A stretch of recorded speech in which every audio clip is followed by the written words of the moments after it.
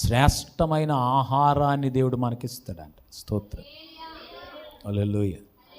ఏమిస్తాడు? శ్రేష్టమైన ఆహారం. హల్లెలూయా.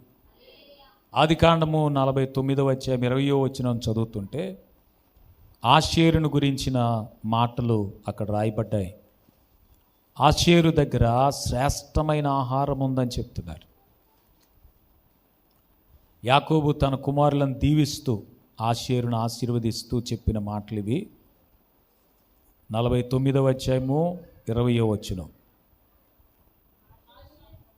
ఆషేరు నొద్ద శ్రేష్టమైన ఆహారము కలదు, రాజులకు తగిన మధుర పదార్థములను అతడిస్తాడు. హల్లెలూయా. ఆషేరు దగ్గర శ్రేష్టమైన ఆహారం ఉందంట. ఆషేరు దగ్గరే శ్రేష్టమైన ఆహారం ఉంటే యేసుప్రభు మాట్లాడుతూ చెప్పారు, మీరు చెడ్డవారై ఉండి మీ పిల్లలకు మంచి ఈవులను ఇయ్యనిరిగి ఉండగా అంటున్నాడు. వారు చెడ్డవాళ్ళు అయితే అయ్యారు, కానీ పిల్లలకు మాత్రం మంచి వాటినే ఇయ్యాలి అని వారికి తెలిసిందంట. వారు తెలిసిన వారుగా ఉన్నారు. వారు చెడ్డవారు అయినా కూడా మా పిల్లలకు మాత్రం మంచి వాటినే ఇవ్వాలి అని తెలిసిన వారుగా ఉన్నారు. ఆషేరు దగ్గర శ్రేష్టమైన ఆహారం ఉంటే ఆషేరు కంటే శ్రేష్ఠుడైన మన యేసయ్య దగ్గర అతి శ్రేష్టమైన ఆహారాన్ని మనం పొందుతాం. స్తోత్రం చెప్తారా? హల్లెలూయా. ప్రభు మాట్లాడుతూ 81వ కీర్తన 6వ వచనంలో 16వ వచనంలో ఆయన మాట్లాడుతూ అంటాడు, వారిని శ్రేష్టమైన గోధుమలతో నేను పోషిస్తాను, కొండ తేనెతో వారిని తృప్తిపరుస్తానని ప్రభు మాట్లాడుతున్నాడు. శ్రేష్టమైన గోధుమలతో పోషిస్తామంటున్నాడు. దేవుడు మనకిచ్చే ఆహారం శ్రేష్టమైన ఆహారం. స్తోత్రం, మంచిగా హల్లెలూయా. ఏ ఆహారం? శ్రేష్టమైన ఆహారం. ఈ భూమి మీద ఎక్కడైనా శ్రేష్టమైన ఆహారాన్ని పొందగలమా? ఇప్పుడు చాలామంది ఏమనుకుంటున్నారనంటే కొట్టు దగ్గర కొనుక్కున్న సన్న బియ్యం చాలా మంచి బియ్యం అనుకుంటున్నారు. దానివల్లనే షుగర్ వ్యాధులు వచ్చేసి మనుషులు సగం వయసులోనే లేనిపోని బలహీనతలు గురైపోయి హాస్పిటల్ చుట్టూ పదే పదే తిరుగుతున్నారు. ఈ రోజుల్లో ప్రజలు హాస్పిటల్ చుట్టూ తిరిగినంత ఎక్కువగా ఇంకెక్కడ తిరగట్లేదు. ఎందుకనుకుంటున్నారు? మనం వాడే నూనె. హల్లెలూయా. మాకు రిఫైన్డ్ ఆయిల్ వాడతామండి, డబుల్ రిఫైన్డ్ అంట. ఆ కంపెనీ వాడు చెప్తున్నట్టే మనకు ఎలాగ అనిపిస్తుంది అంటే మా ఆయిల్ చాలా మంచిది, దానికి ఏమంటే గవర్నమెంట్ వాళ్ళు ఏంటిది ఆమోద ముద్ర వేశారు, చాలా క్వాలిటీ అని చెప్పి కంపెనీ వాడు అడ్వర్టైజ్ చేయగానే అది నిజంగానే శ్రేష్టమైంది అనుకొని ప్రోటీన్స్ ఉంటాయి, విటమిన్స్ ఉంటాయి, మినరల్స్ ఉంటాయి అని చెప్పి ఏమండి ఇవన్నీ మనం తెచ్చుకుంటున్నాం. మినరల్ వాటర్ అంటాంగా, ఇప్పుడు వాడేదంతా మినరల్ వాటరే. ఆడు కొంచెం క్లోరిన్ ఎక్కువ వేసాడు అనుకోండి, మోకాల్లో జిగురు అరిగిపోయి నొప్పులు అట్టుకుని ఇంకంతే సంగతులు. స్తోత్రం. అంతేకాదు బాటిల్లో తాగే వాటర్ కదా, అసలు మనకి వాటర్ ప్యాకెట్లు చాలా సరదాగా తాగేస్తారు మన పిల్లలు, తెగ తాగేస్తారు. వాటర్ బాటిల్ ఉంటుంది కదా, ప్లాస్టిక్ బాటిల్, ఆ బాటిల్లో తాగే వాటర్ వలన, ప్లాస్టిక్ వలన రకరకాల క్యాన్సర్లు వస్తున్నాయంట. మనం తినే ఆహారం కానీ త్రాగే పానీయం కానీ ఏది భూమి మీద శ్రేష్టమైనది మనకు దొరకట్లేదు. డ్రై ఫ్రూట్స్ ఏమన్నా బలమో ఆరోగ్యం ఇస్తాయి అనుకుంటున్నారా? అందులో కూడా రకరకాల కెమికల్స్. మనం తినే ఆహారం వల్ల వచ్చే బలం కంటే దానికి పూసిన కెమికల్ వలన కలిగే బలహీనతలు ఎక్కువ ఉంటాయి. పూర్వకాలం ఒక మంచి మాట ఉండేది, రోజుకొక యాపిల్ డాక్టర్కి మనల్ని దూరంగా చేస్తుందని చెప్పి. ఇప్పుడు యాపిల్ తినండి, అది ఎర్రగా ఉండటానికి, పండటానికి దాని చుట్టూ మైనం పూసి దాన్ని తీసుకుని వస్తారు మనకి. దానివలన బోల్డ్ అన్ని ఏమంటాం అనారోగ్యాలు. ఆరోగ్యం ఇవ్వవలసిన ఆహారమే అనారోగ్యాన్ని తీసుకుని వస్తుంది. ఈ భూమి మీద మంచి ఆహారం అనేది ఎక్కడ ఎంచినా కనబడదు. నిన్నే చూశాను నేను ఒక వీడియో. దొండకాయలు ఏమండి ఏమంటాం, ఈ కలర్లో ముంచి తీస్తున్నాడు, రంగులో ముంచి పబ్లిక్గానే సంతలో, మార్కెట్లో. ఓ మూట ఉంది, ఒక సంచిలో ఉన్నాయి దొండకాయలు, ఓ బకెట్లో కలిపాడు కలరు. బాగా ఎండకే పండిపోయినట్టుగా, వాడిపోయినట్టుగా, ఒళ్ళిపోయినట్టుగా అయిపోయిన కాయల్ని ఆ కలర్లో వేసి ఇలా తీస్తుంటే అవి అప్పుడే ఆ తోటలో లేకపోతే ఆ పాదుల్ని కోసుకుని వచ్చిన దొండకాయల్లాగా నిగనిగలాడిపోతున్నాయి. ఇప్పుడు మామిడి పళ్ళు ఉన్నాయి, రంగు వేయకుండా మొగ్గేయగలిగిన మా రైతులు ఎవరైనా ఉన్నారా? భూమి మీద మంచి ఆహారం ఎక్కడుంది? ఆరోగ్యం ఇచ్చే ఆహారం ఎక్కడుంది? హల్లెలూయా చెప్పాలి మంచిగా, హల్లెలూయా. కానీ ప్రభువు మనకు శ్రేష్టమైన ఆహారం ఇవ్వటానికి ఆయన కోరుకుంటున్నాడు. స్తోత్రం చెప్తారా మంచిగా? 78వ కీర్తన 24వ వచనాన్ని ఒకసారి మనం చదువుదాం. 78వ కీర్తన. ఆహారమునకై ఆయన వారి మీద మన్నాను కురిపించాడు, ఆకాశ ధాన్యం వారికి అనుగ్రహించాడు. ఇశ్రాయేలు ప్రజల్ని ఆయన మన్నాతో పోషించాడు. ఆకాశ ధాన్యమని, దేవదూతలు భుజించే ఆహారమని దానికి పేరుంది బైబిల్లో. దేవదూతలు భుజించే ఆహారంతో వారిని పోషించాడు, శ్రేష్టమైన ఆహారం. అయితే వినండి, దానికంటే మరింత శ్రేష్టమైన ఆహారాన్ని దేవుడు మనకి ఇవ్వాలని ఎంత ఆశపడుతున్నాడో నేను యోహాను సువార్త 6వ అధ్యాయము 58వ వచనంలో మనం చూస్తే మనకు కనబడుతుంది. ఒకసారి మనం చదువుతాం, చూడండి. యోహాను సువార్త 6వ అధ్యాయము 58వ వచనం. పరలోకము నుండి దిగి వచ్చిన ఆహారము. పితరులు మన్నాను భుజించినా కూడా చనిపోయారు, కానీ ఈ ఆహారము తినేవాడు ఎల్లప్పుడూ కూడా జీవిస్తాడు. గట్టిగా ఒకసారి స్తోత్రం చెప్తారా?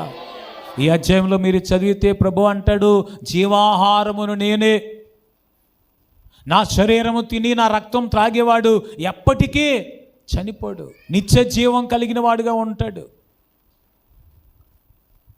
శ్రేష్టమైన ఆహారాన్ని దేవుడు మనకి ఇవ్వాలని ఆశపడుతున్నాడు. స్తోత్రం చెప్తారా మంచిగా? పితరులు మన్నా భుజించినా కూడా చనిపోయారు, కానీ ప్రభు అంటాడు, నా శరీరము తిని నా రక్తం త్రాగేవాడు నిత్య జీవం కలిగిన వాడుగా ఉంటాడు, ఎన్నటికీ చనిపోడు. ఆయన శ్రేష్టమైన ఆహారం కలిగిన వాడిగా ఉన్నాడు. ఆషేరు దగ్గర శ్రేష్టమైన ఆహారం ఉందంట. స్తోత్రం చెప్పండి మంచిగా. మన పరమ ఆషేరుగా ఉన్న యేసయ్య దగ్గర అంతకంటే మరీ శ్రేష్టమైన ఆహారం ఉంది. ఏది ఆహారం అనంటే ద్వితీయోపదేశకాండం 4వ అధ్యాయం 4వ వచనంలో, మత్తయి సువార్త 4వ అధ్యాయం 4వ వచనంలో, ఏమంటే మనుషుడు రొట్టె వలన మాత్రము కాదు కానీ దేవుని నోట నుండి వచ్చే ప్రతి మాట వలన బ్రతుకుతాడని వాక్యం చెప్తోంది. గట్టిగా స్తోత్రం చెప్తారా? ఇంకా మంచిగా చెప్తారా? ఏమంటే మనుషులు ఈ భూమి మీద బ్రతకాలని ఈ రోజుల్లో ఆహారాన్ని ఎంత జాగ్రత్తగా తీసుకుంటారు అనుకుంటున్నారు? రాత్రి 8 దాటకముందే మీరు భోజనాలు చేయాలట. ఓ తల్లి అంటది, రాత్రి 12కి తింటారంటారు. 12 గంటల వరకు నువ్వు పాటుపడే పాటు ఏంటి? 6 గంటలకి వంట అయిపోద్ది, లేకపోతే 7 గంటలకి వంట అయిపోద్ది, కానీ ఇప్పటి వరకు తినరంటే 12 వరకు తినరంట. ఈ భూమి మీద శ్రేష్టమైన ఆహారం ఏమి లేదు. మనుషుడు అందుకే రొట్టె వలన మాత్రం కాదు, ఈ భూమి మీద దొరికే ఆహారం వలన కాదు, దేవుని నోట నుండి వచ్చే ప్రతి మాట వలన బ్రతకగలుగుతాడు. గట్టిగా స్తోత్రం చెప్పండి. యేసు ప్రభువు మనకిచ్చే ఆహారం కంటే, వాక్యము కంటే యేసుక్రీస్తు శరీరము అయిన రక్తము కంటే శ్రేష్టమైన ఆహారం మరొకటి లేదు. స్తోత్రం చెప్తారా?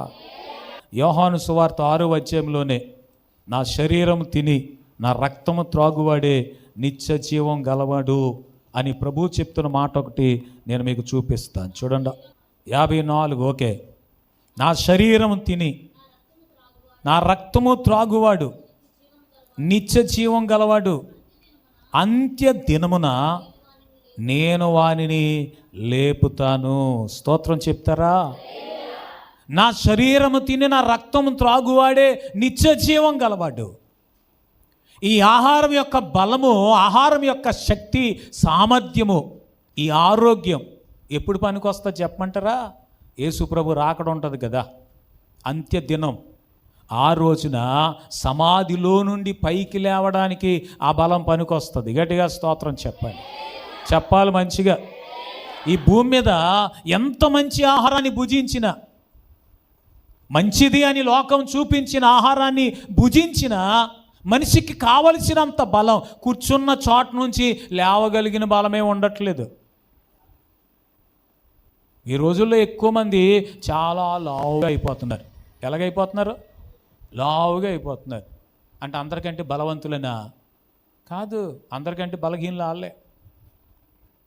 ఏం తింటున్నావు, ఈ నీ శరీర దారుఢ్యానికి రహస్యం ఏంటి అని అడిగితే వాళ్ళు చెప్తారు, ఏం తినక ఇలాగ అయిపోయినాయి.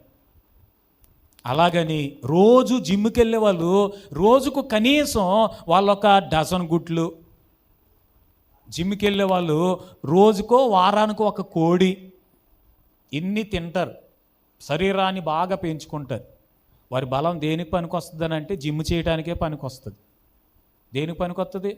ఒక్కరోజు జిమ్ చేయకపోతే వాళ్ళ పని అయిపోద్ది, అవుటే, ఊపిరాగిపోయినట్టే. ఒక్కరోజు కనుక వారు జిమ్ చేసిన తర్వాత తీసుకోవలసిన ఆహారము, ఆ జాగ్రత్తలు తీసుకోకపోతే అవుటే.